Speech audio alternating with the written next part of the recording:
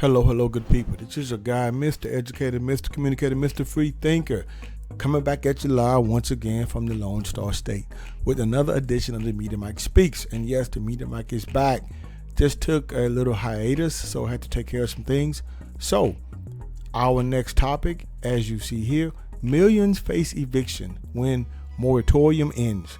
Now, we're talking about here in the grand old Lone Star State of Texas. So we're going to talk about this. If those of you who have missed this on the CBS Evening News, we are in crisis once again for those families that are being put out on the street, good people. So let's talk about this. Coming out of the metropolitan area of Dallas, families across the U.S. don't know if they're going to have a place to stay as states challenge the federal moratorium on evictions imposed during the pandemic. Now, the trickle of evictions could soon become a flood as renters owe $53 billion to landlords. Oh, man. Now, as you see here, Mr. Anthony Upshaw and his 17-year-old son are among those being evicted after Upshaw lost his job earlier in the pandemic and has been struggling ever since. Constables placed his belongings in the front yard of the Dallas property. Now, according to Mr. Upshaw, he says, he quotes, "They're going to show up and kick me out. My kid is up here doing his schoolwork. There's like 3 weeks of school left before the kids graduate," unquote, according to Mr. Upshaw.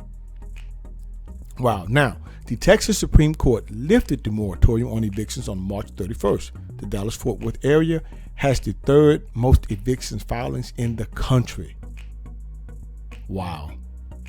Now, Mr. Upshaw goes on to say they're going to put everyone out the first chance they got, adding that he doesn't know where he and his son will go. "We haven't figured that part out yet," according to Mr. Upshaw, unquote.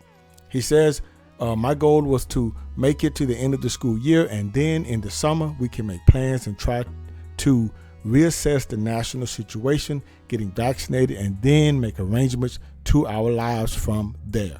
But the moratorium was supposed to protect everybody until the end of June, according to Mr. Upshaw." I hear you, brother. But you know how the government goes. We're going to talk about that briefly.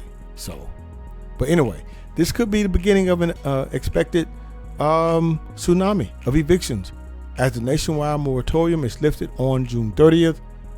Up to 40 million Americans are at risk of losing their homes, according to the Aspen Institute. That's a lot of people. Now, on average, African American renters are twice as likely as white renters to face evictions, according to the American Civil Liberties Union. Now, I would like to know the reason for that. Meaning the incentives are used to determine who goes or who stays, other than skin color, that is. I mean, does the landlord say, "Oh, you're white, you can stay?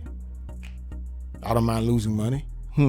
I would like to see the rationale behind that, the data on that, because that's interesting to me. So now, also, good people, as you see here, Upshaw's neighbor Linda Bowie is also being evicted.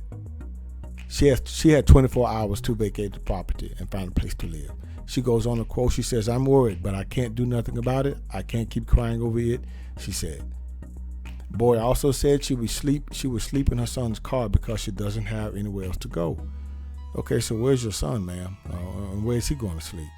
And that one's I'm curious about that. But so anyway, the landlord, as you see pictured here, Peter Sy, said his mortgage is still due even if rent is not being paid. Sy said he owes about $25,000 to $28,000 and has been losing money for 7 to 8 months. 1 in 7 tenants is behind on rent, according to the Census Bureau's Household Pulse survey. Wow. I mean, this is really something, good people. And I do feel bad for those people.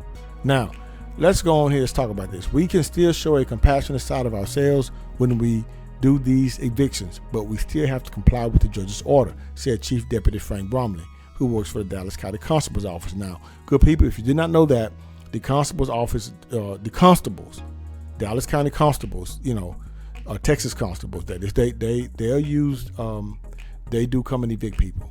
So they serve the papers, they evict them. So that is bad. Now, Mr. Upshaw has temporarily moved into a motel while his son finishes school, which is good. You know, he was helped by the Dallas Evictions 2020 group, and they provide pro bono legal advice to tenants, which is good. So, but he says my prediction is that this will get a lot worse before it gets any better, or if will ever get any better. So I do agree, Mr. Upshaw. A lot of things are coming. Hard times, people out there, good people, hard times. It looks like the government wants people to go back to work to contribute to the economy. That's what it seems like. And all because of the government's mess up. So now people are out here not knowing which way is up, while it looks like they are going to have to play catch up. Wow. Well, I used to own properties myself, good people. I did. I sold them, right? I do believe right before the pandemic of 2018 and 2019.